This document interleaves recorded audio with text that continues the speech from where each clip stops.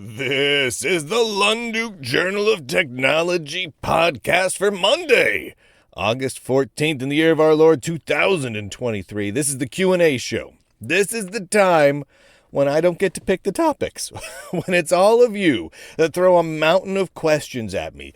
History questions, tech questions, opinion, news, retro, various operating systems, all of it. Anything computer nerd related is on the table. You pile it in, throw a big mountain of it at me over on Locals, and I just kind of pick from the most liked, or just randomly pick some. So we'll get into that. I want to do a few quick little addendi of what is happening in and around the Lunduke Journal right now, because these things are important. We must do housekeeping occasionally. The first is that this is a rare free show. If you are grabbing this from your podcast news feed from, Apple iTunes or the YouTube or whatnot, this is the very rare show that actually comes out that's free for everyone. Most of them are over on lunduke.locals.com, and there they shall remain. So go on over there if you haven't already picked that up. One other thing I should mention is that starting today, at the end of the day today, Monday, August 14th, there will be no more new lifetime subscriptions offered. We're just cutting it out. This is it. This is the last time. If you want a new lifetime subscription, you're more than welcome to grab it. It's $119. I have a link in the notes here on an article over on lunduke.locals.com where you can go and see all the details and see if it makes sense for you. It's a pretty friggin' good deal, but we're not going to offer them anymore. And part of that is that we're just simplifying the subscription options going forward. We're making it simple, making it real dog simple. And so part of that is the lifetime subscription needs to go. So anyway, if you're not already on Locals, go over there. There's a lot happening right now. There's new articles coming out regularly, new podcast episodes. There's some bigger video shows that are hitting here and there throughout the month. Live streams, comics, all the good stuff's happening over there. So head on over there. All right, let's dive on into the questions because that's the meat and potatoes here. I'm just going to sort by likes today. I'm over on lunduke.locals.com. I asked everyone yesterday what questions they want to ask and to like the ones that they think are the coolest. I'm sorting by likes, so we're going to go in popularity order. The first question, the most popular question, comes from Zib. Zib asks, which retro tech fad would be the best thing to make a comeback? MP3 players, Tamagotchis, Palm Top PCs, something else? Oh my goodness. So you hit on one of them that I love. The Palm Top PCs were really only a big thing for a certain window of time.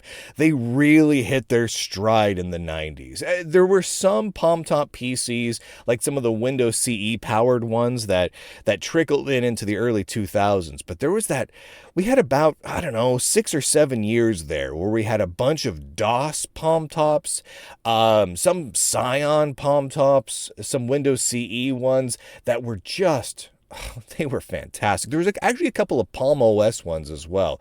And I love that form factor where you have a clamshell laptop style device, but it's so small that when you close it, you can slide it into a big bulky pocket, right? So for like a man in his pants, men pants have bigger pockets than lady pants. That's the weirdest thing for me. Like my wife has pants where her pockets are like a couple of inches deep. Now, what the heck is that for? That's more like so you can pretend like you have pockets? I don't even understand that. I've got pants where you could put like a friggin' cantaloupe in my pants. Like it's that sounded weird. But their pockets are huge. You could just, throw a whole IBM ThinkPad in some of my pockets. So, if you got big pockets, they were great. And, I used to wear a nice like blazer, a little sport coat everywhere. And the reason I did that was because I lived in the Pacific Northwest and it was a little bit chilly most of the year. So I needed a sweater or something anyway. And if you have a blazer, as a nerdy guy, it gives you so many pockets. You have big giant outer pockets, big giant inner pockets, little breast pockets. You just got like hidden pocketry everywhere. And so during the 90s and the early 2000s, when you had palm tops and PDAs and cell phones and MP3 players and Tamagotchis and little portable video game devices, you had so much gadgetry that you could be walking around with at any given moment. For a nerd, man, those blazers were fantastic. Anyway, what I would bring back is absolutely the palm top PCs. But honestly, it's not just the palm top PCs. I kind of want to bring back the entirety of the workflow, the use flow of 1990s, like especially late 1990s gadgetry. There was something wonderful about it. It didn't all need to be connected to the internet. Very, very little of it was actually connected to the internet. You had your MP3 player that you loaded up by syncing to whatever your main computer was, laptop, a desktop, a friggin' iMac, whatever it was. You plug it in and you sync your MP3 player up, right? I loved that. And then you go from there and you have your PDAs. Again, some of them had wireless connectivity. Some of them had 56K modems that you could use in little PCMCIA cards. Some of them had Ethernet cards you could put into them. But none of the connectivity was mandatory. You typically installed software, backed up notes, copied around databases and whatnot by plugging it in, and either over USB or a serial port or some sort of a sync cable, you charge and sync your devices. So your PDAs, your palm tops, your MP3 players. I really liked that workflow because then my devices were each truly unique entities. And I know and I understand that the smartphones that I have in front of me right now are infinitely more powerful and infinitely more capable than the devices I had back then. I admit that fully. I mean, I can literally do my entire job of writing articles, recording and editing video and podcasts and all of it entirely from an Android phone or an iPhone. It's a little bit easier if I connect up an external keyboard, but I can do it from those little devices. That's amazing. That wasn't quite as possible back with, say, a Palm OS PDA or a DOS-based Palm Top, right? Unless I was just writing and, I don't know, maybe using a dial-up modem to send my words to a publisher. That it was not as possible to just do my job from those devices. And if I brought those devices back to now and started using them regularly in that way where they weren't necessarily connected online and I had to sync them to my main computer, whatever it is, yeah, you know what? It wouldn't be as convenient as my smartphone. Just the same, putting the convenience of the smartphone aside for a minute, I truly do miss that workflow, that the way that it functioned, where each device was separate, where each device was focused on its task, where each device was fully offline. I miss that. And the period of time when the Palm Top devices truly were doing great, and they never caught on hugely mainstream. The HP Jornadas that were Windows CE powered did okay for a while. The HP LX series from Hewlett Packard, the little DOS-based Palm Tops, they did okay for a while, but none of them became huge runaway successes. Not like, Android phones and iPhones or even Palm OS PDAs did. But just the same, I miss those sorts of devices. And I still enjoy using the old ones today. They're still good quality devices. So if I could bring back one thing, it would absolutely be Palm Top PCs. And there's a couple of Linux-powered Palm Tops that have come out here and there over the years, recently. And they're somewhat interesting. But they lack some of that some of that mystique, some of the magic that the older Palm Tops had. And I don't know if it's that the newer ones are more basically like fully fledged laptops with full Wi-Fi and everything else. I don't know if that takes away from it somehow. I don't know if it's the fact that they have limited battery life. They don't have the, 30 hours of battery off of a AA battery. off of a AA battery that you could get on some of the old Palm Tops. I don't know if it's that. I don't know if it's a combination of things, but the newer stuff just hasn't struck me like the older stuff does. Now, if someone came out with a new Palm Top now, running, say, Linux or FreeBSD or OpenBSD or whatever, and I could use removable batteries, and it had crazy good battery life, even if the performance was really low compared to, any laptop or anything, I'd be interested. I would genuinely be interested, but I've yet to see one that really excited me. The next in this list of amazing questions comes from Bradford. Bradford says, in your estimation, why did the Linux Journal go bust? Ooh, that's kind of an interesting question. So Linux Journal magazine, for those of you who, were not around, really was not just the first real professional Linux publication. And it was the first one that really was pro. But it was also the longest running. And I was lucky enough to be the deputy editor of the magazine at the end of its life. I came on board and it went through some tumultuous times, and the death sentence had kind of already been written, because the Linux Journal gave up on physical publishing entirely and went to digital publishing, which is not necessarily a bad thing. I'm seeing that clearly digital publishing is a way forward that works. The problem is that you can't do digital publishing exactly like physical publishing and have it work. So for example, the Lunduke Journal, what I do now is a fully digital publishing thing, right? But it's not published like a magazine, right? You don't just pay your subscription and then once a month get your PDF, right? If people are getting it digitally, they both want their news a little bit faster. They want their stuff kind of spread out over the course of the month. And they want it to be a little bit more convenient. It's better to have some more community stuff oriented around it. And since it's digital anyway, you might as well throw in some more multimedia stuff, some podcasts and whatnot, and you end up with more of a multimedia subscription service once you get to that point. And then, of course, like what I do, you can throw in a monthly PDF magazine.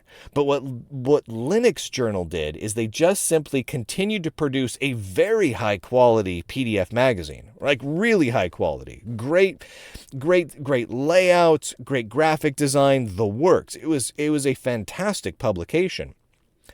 But then they didn't really do any of the other stuff, right? They didn't custom tailor what they could accomplish as a digital publication.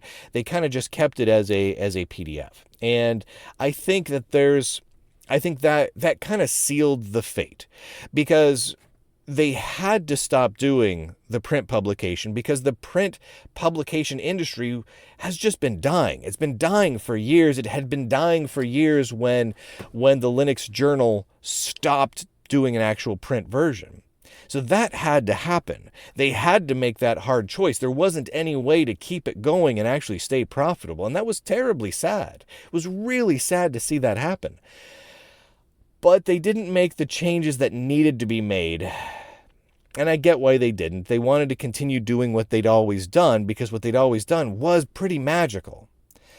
But they didn't make the changes that they needed to make in order to make it a true success. And that includes me, because I was there at the end, and I could have pushed it into multiple other directions, and I did not. I wanted Linux Journal to continue being what it had always been because it was so amazing, and I just couldn't see it changing as it needed to change. I think the other problem that really hit with Linux Journal was timing wise. It was at that point in time when it failed, it was too late for print publications in the tech industry, especially like in the Linux side of the tech industry, to really do well. But too early for people to really truly adopt the digital publication thing, like what we've got going right now with the Lunduke Journal. I mean, I'm benefiting greatly from people being ready for that sort of thing, for people saying, okay, I'm ready to pay for a fully digital publication that has a whole lot of weird aspects to it and all that sort of thing, right? And so the Linux Journal just it was rough. It had a lot of people, not a lot of people, but it had full-time employees, and it wanted to continue its business as usual, and it just couldn't. And that was terribly sad. Honestly, I think that the Linux and tech worlds are still worse off because of the death of Linux Journal magazine. It was one of the best, one of the absolute best publications that there was in the computing world from like the mid 90s through to the 20 teens. It was truly phenomenal. One of the best. I'm very lucky to have gotten the chance to work on it when I did. If you grab any of the last year or two of Linux Journal, when you open up the first pages, there's a little hey, welcome to Linux Journal that I got the opportunity to write. I got to write those little here's what's in this issue blurbs, those messages from the editor. And gosh, that was an honor for a Linux and computer nerd to get the opportunity to do that was just truly phenomenal. So it was a major bummer. And at the end there, things got really weird because Linux Journal kind of got bailed out by a VPN company over in England, owned by, what's their name? London Trust Media. And they really did. They kind of bailed Linux Journal out and kept it going for some time, but I don't think they really had an idea of what to do with it either, right? So they just kept it as business as usual and never really effectively used Linux Journal or knew what to do to grow Linux Journal. And so, that's just the way it was. But it was sad to see it go. Another one from Bradford. Bradford asked if you could wave a wand and bring back one feature from the PC, XT, or AT, what would it be? I don't even need to think about this one twice. PS2 ports. Straight up, I want the PS2 port to come back. I miss being able to type on a keyboard and have an instantaneous response. Now, a lot of you were going, what the heck are you talking about, Lunduke? You're crazy. I type on my keyboard and I see an instantaneous response all the time. And I'm going to tell you right now, if you've got a USB keyboard, you do not see an instantaneous response.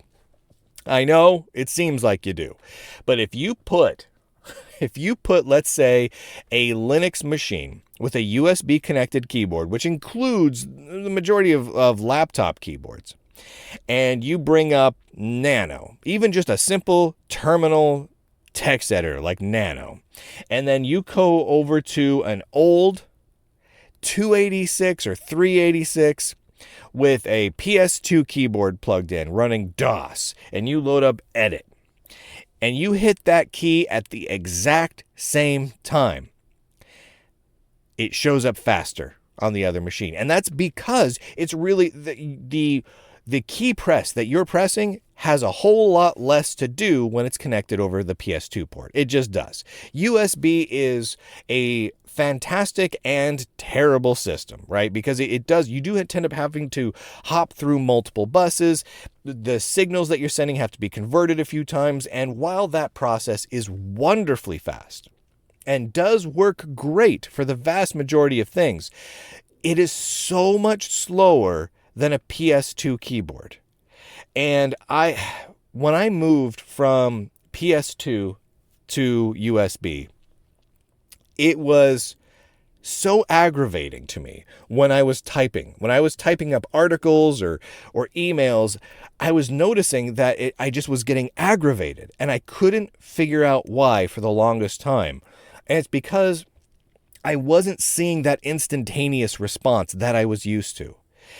I'm telling you right now, if you go spend some time on a PS2 keyboard, not PS2 connected to a USB adapter or something, but PS2 into a PS2 bus, you'll know what I'm talking about.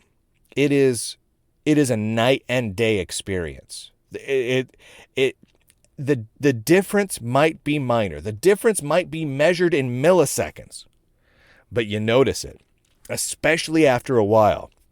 You really do notice it. And if you're like me and you have most of your computing where you're using more modern hardware, which means like your keyboards are on USB and whatnot, but you still have some older computers that you jump back and forth to, and you use those old PS2 keyboards, the difference becomes unignorable. I would bring back PS2 keyboards so fast. I miss them so much. Carter asks, a while ago, you mentioned having a strong opinion about how to design an office suite. What are they? Oh boy, I do have strong opinions on office suite designs. Oh, so strong. Oh, so very, very, very, very, very strong. So for a little background here, I worked on Microsoft Office for many years. Specifically Microsoft Office on Macintosh. So from Office 98 on Office X, and a little bit onto the release that came after with that, but I left before the next version that came after that, the second version for Mac OS X.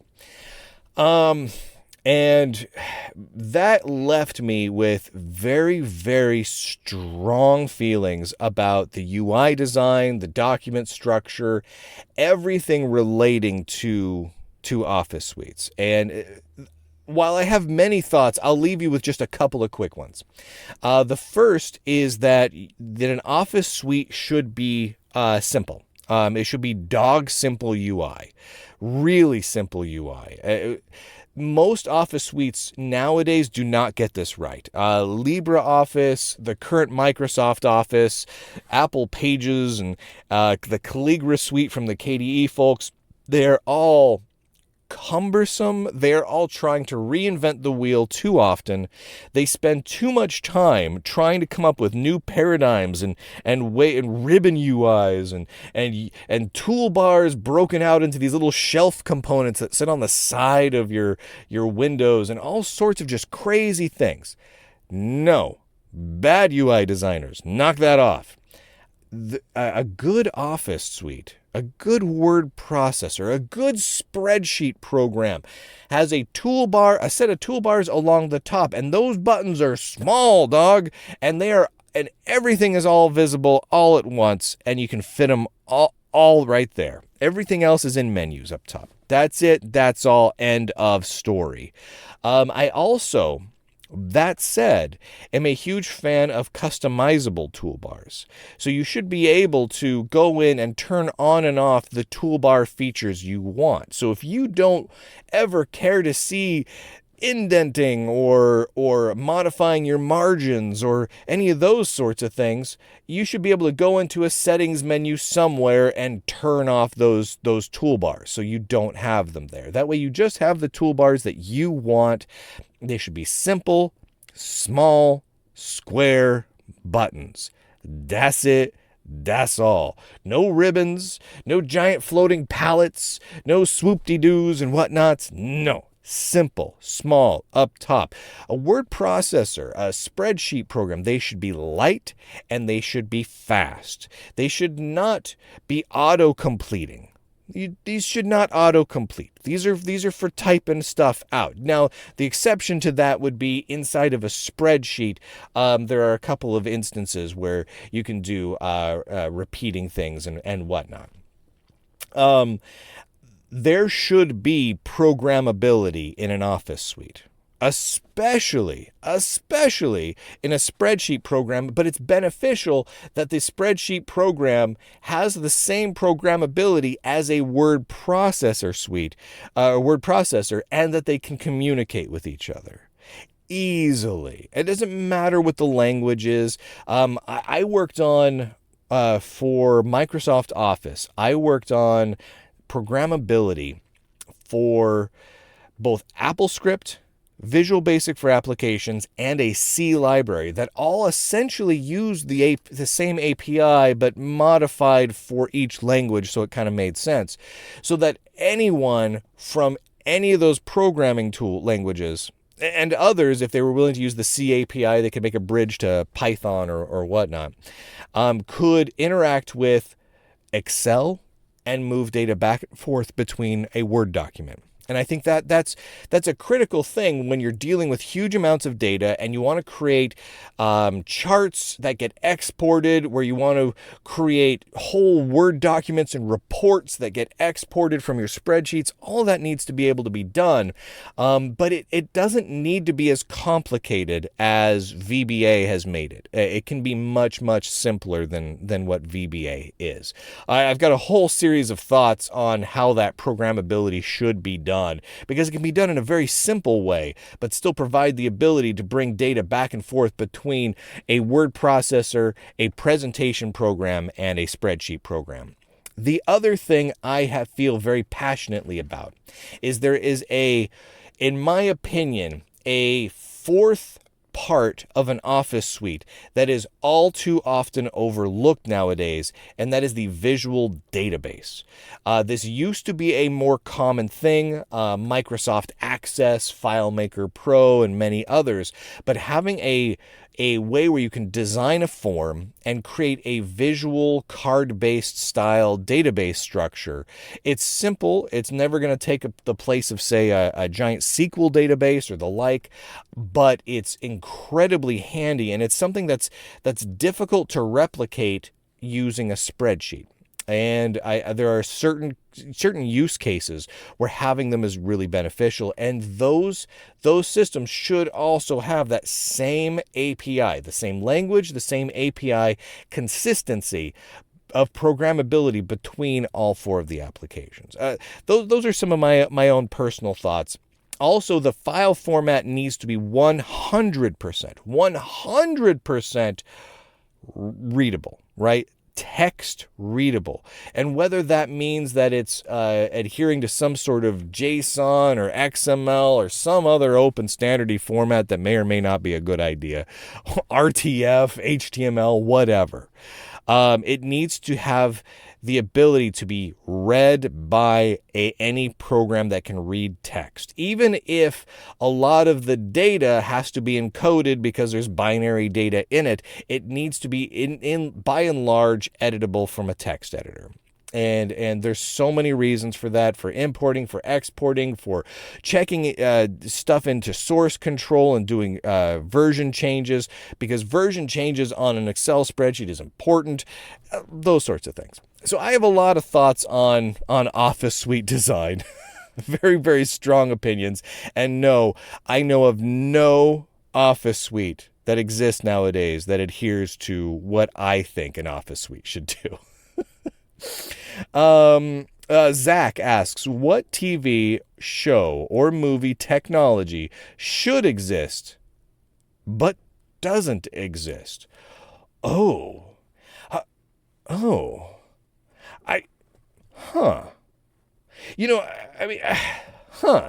That's a really good question.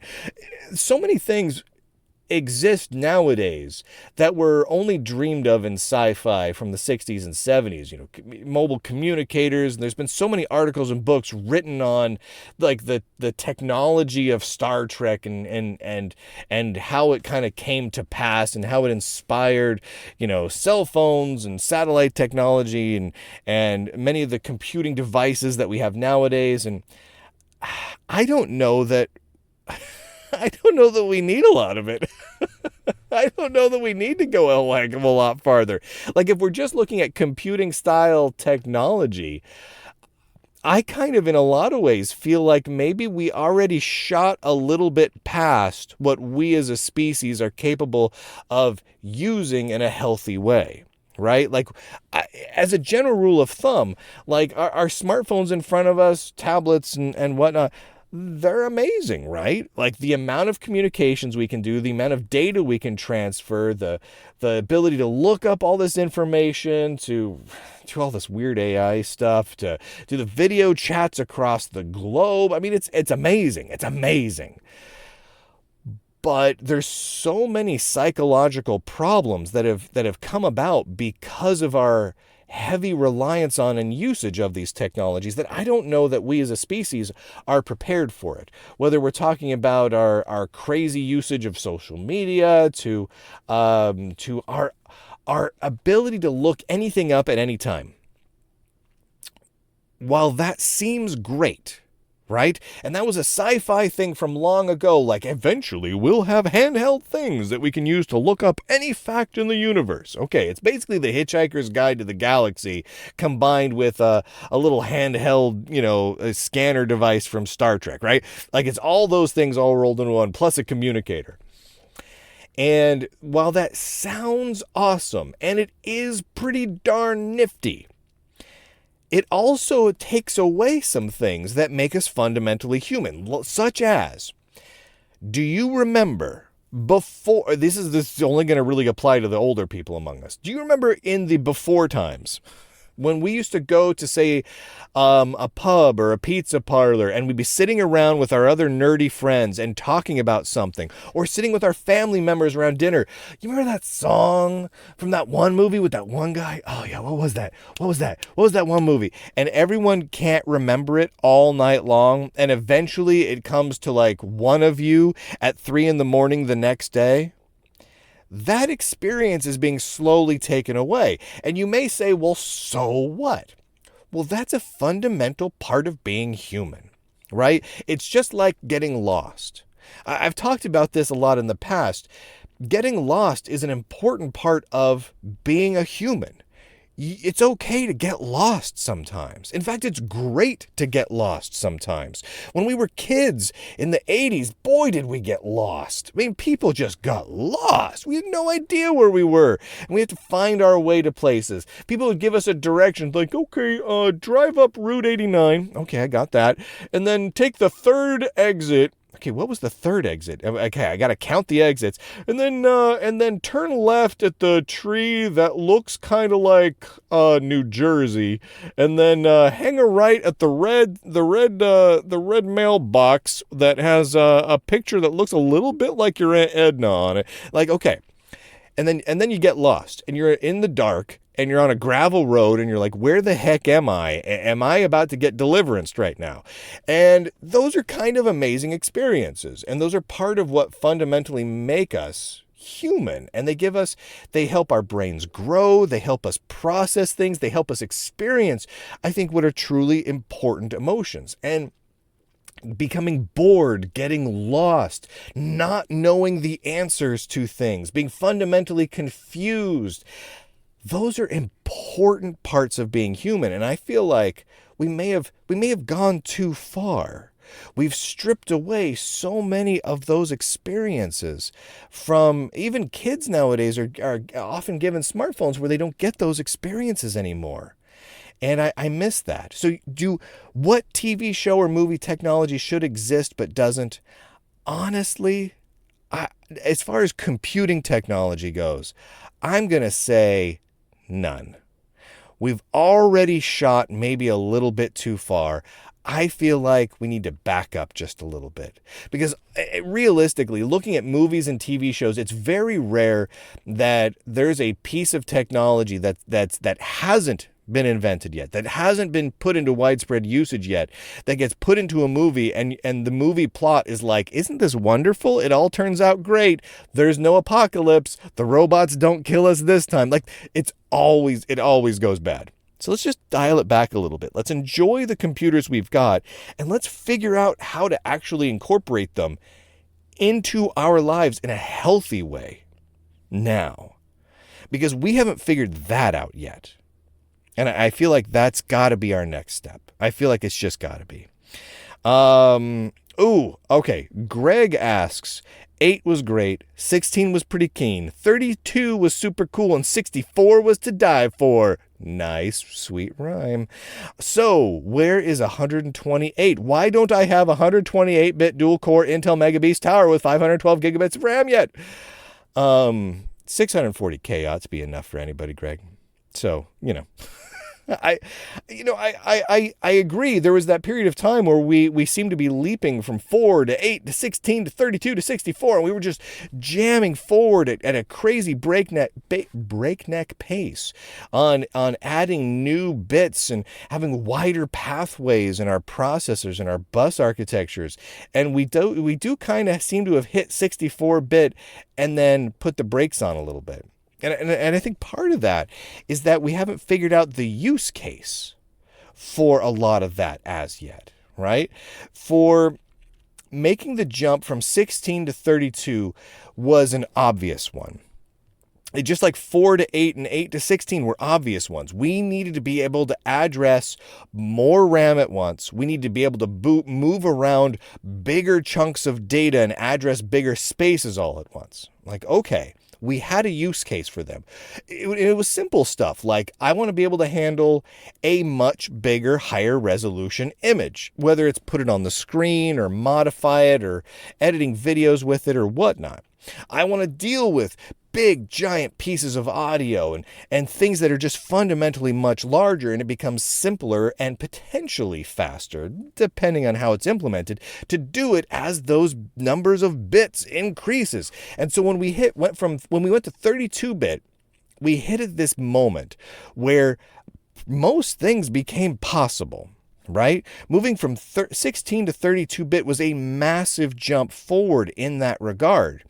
And an argument could be made that was probably enough. However, there are use cases that we came up with where being able to address more memory than that was beneficial. So the move to 64 was worthwhile so we could fund that development. The move to 128-bit, for the vast majority of use cases, we haven't even scratched the surface of what we can use in 64-bit machines at this point. Now, I know there are use cases, but realistically,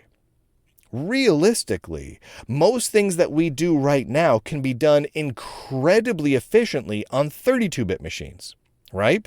So like I have right now, I am recording this podcast in Linux on a 64-bit machine. Technically, this could be done extremely well on a 32-bit machine. Technically, this could be done with some workarounds, but I could be made to work just fine on a 16-bit machine.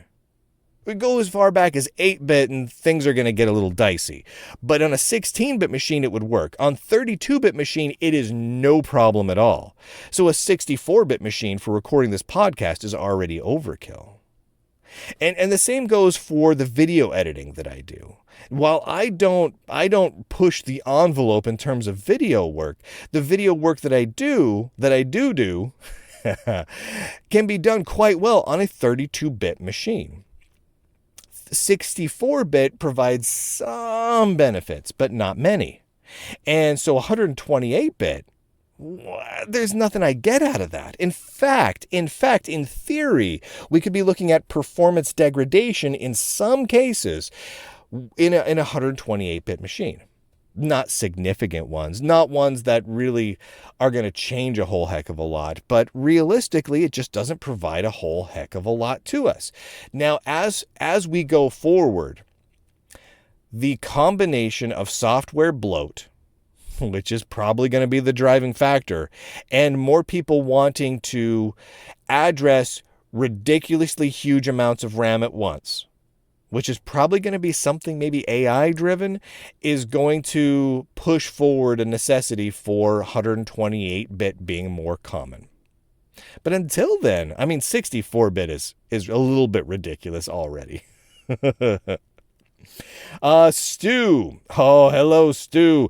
Dear Brian, as you know, I am an advocate of Linux and open source in K through 12 education.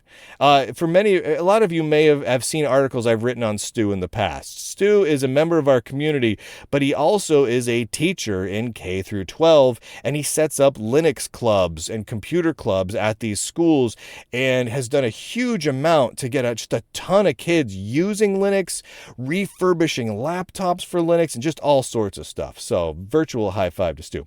I've done a fair amount of work towards the goal of bringing Linux into schools, including starting Minnesota's first 2 school Linux clubs. That's right.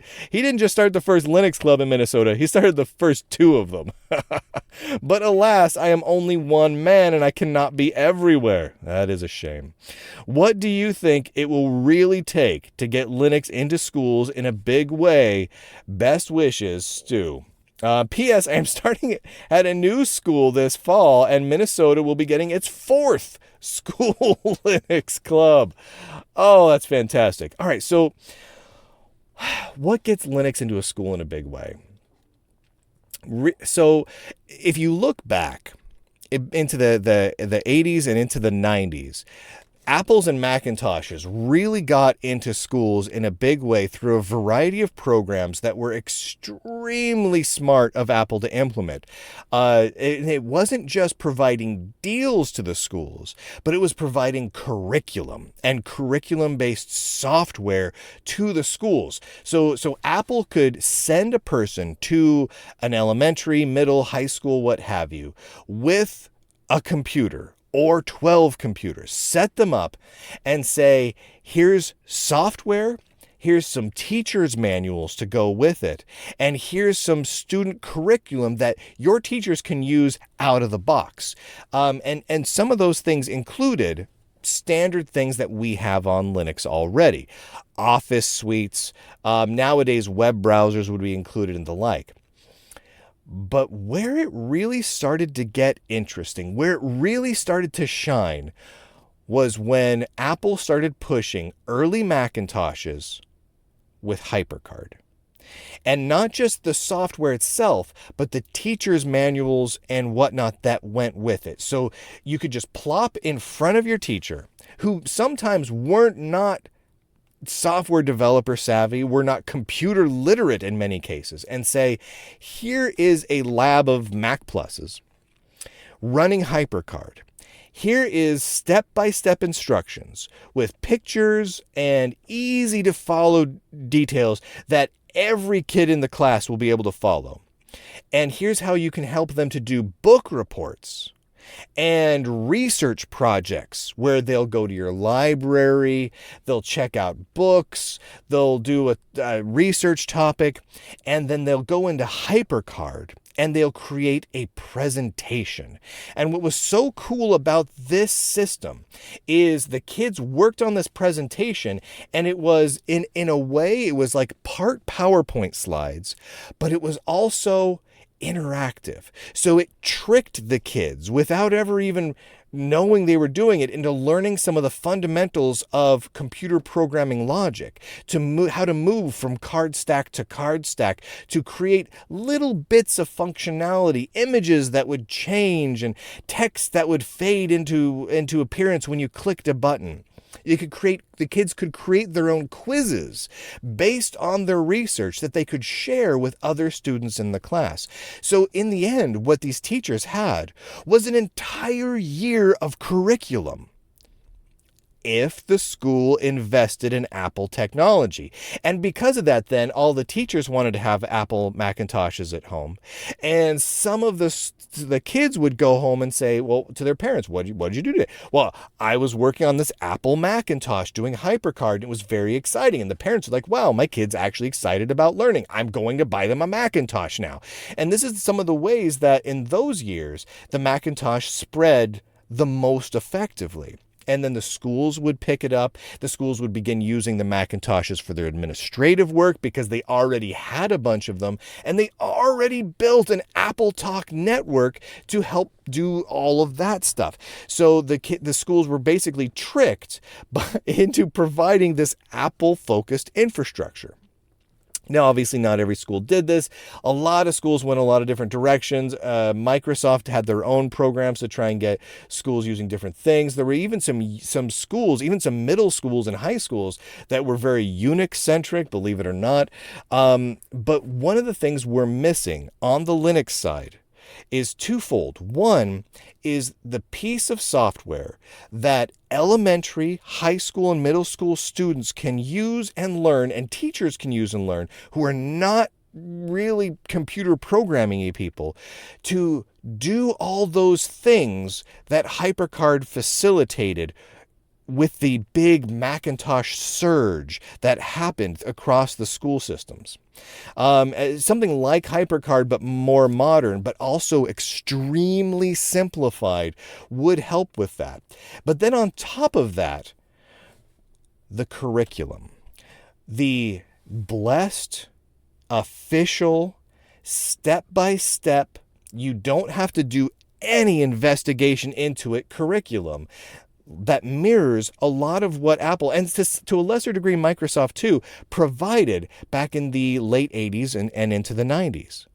That is something that's really missing. I've talked to the leadership of the Linux Foundation about this several times, about how great it would be to get stuff into schools more. And I've shown them people like what Stu has done to get these Linux clubs up and going, and to get kids to be more not just computer literate, but Linux literate, and how amazing that is for their futures. And plus the benefits that can see within their communities, like, refurbishing laptops with new versions of Linux Mint and whatnot, and getting them out into the community for free or low cost. Those are amazing services. But there's this gap where, while there is training materials out there, and while there are some good books and there are some good tutorials, what we're really lacking is this ready to go turnkey, plop the book, plop the files, plop the software right in front of a teacher and say, you don't need to know anything. Pick it up, turn to day one, and start reading this to your kids, have them read it, and that you will have a computer curriculum. You can integrate this computer curriculum into your social studies, your history, your English, etc. programs without having to disrupt what you're already doing. You can just weave it into the fact that you're reading, Mark Twain or any other authors, right? And then say, okay, we're going to read Huck Finn right now and do a book report on Huck Finn. Well, instead of just a book report, we can send the kids to the computer lab and they can work on this, and then that also gives the teachers some downtime, because the kids are all working in the computer lab, which teachers love downtime. There's a lot of things like that we can be doing, but we haven't done it. And a part of the reason is that there's not a lot of money in it. Apple was able to do it because Apple controlled the hardware business and the software sales business and the support sales business.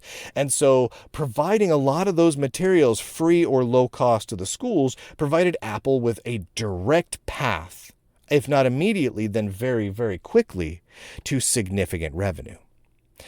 Whereas on the Linux side, we are a bunch of enthusiasts over here, some volunteers over there, some enterprisey folks that don't care about schools over here, and then a couple of hardware and software companies here and there, but none of them are all that big, and none of them have experience in the school side of things.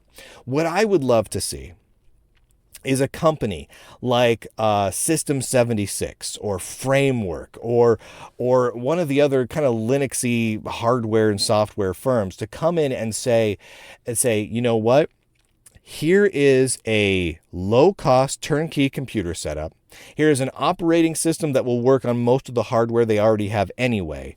And then here is our support system, and then here is our stack. Here's our software, here's our books, here's the full curriculum and the teachers' manuals and everything that are geared towards teachers, by teachers, for teachers. That's what is needed. I know we're off deep into teachery woods here, but I think it is a really important thing, and I think it is very viable. But no one has bitten it off. No one has decided to take it on. I think System 76 is probably one of the companies that's the most properly set up for it, and I think it could be a huge win for sales for System 76, but they haven't done it. I would love to see them do it, but they haven't done it yet. All right, let's see. I got time for one more, right? Yeah, I got time for one more. This comes from Rob. Rob says, what computing device, operating system, applications would you want as your one and only device if you won't be able to replace it for 15 years? Bonus points if during the middle 5 years you are stranded on a desert island by yourself with that device and a solar charger, but no internet, no satellite communication allowed. If I'm going to go my only device, you know what? If I can be assured that it's not going to break, and I can be assured that it is repairable, I would want to go with a fairly small laptop because I still want to have a keyboard. I like having a keyboard. I mean, part of me would want to go with some like a nice Palm Top or something like that, but I like having a keyboard. So I'd probably want to go with a small laptop if that solar charger can keep up, and I'd probably be running Linux on it. Because as of right now, I can set up Linux, disconnect it from the internet, have it not get any more internet access. So if I'm stranded on that desert island, I'm okay. There has lots of stuff that allows me to download archives of software, books, web pages, all my media, the works, so I can have every video game, book, song, everything, TV show I could ever want, all on my singular device. Plus, when I get off that desert island, I can go right back to work, recording shows. Technically, 5 years on a desert island would be a good show. So if I have a laptop with a webcam, 5 years on a desert island, that's going to make for some entertaining video podcasts after I get out. Lunduke's 5-year descent into coconut-fueled madness. That's probably the way I'd go, right? Like, I'd love to be able to say a really cool PDA or the like, but realistically, a nice, small, efficient laptop with a decent webcam on it, running Linux. You can't really go wrong with that. All right, everybody. We're running out of time. Thanks for joining me today. Again, this is one of the few free episodes that we do. Go over to lunduke.locals.com. Make sure you're signed up over there so you get all the shows, all the articles, all the comics, all the random weird posts that I and all of the community makes on a regular basis. You don't want to miss out. All right, everybody. End podcast.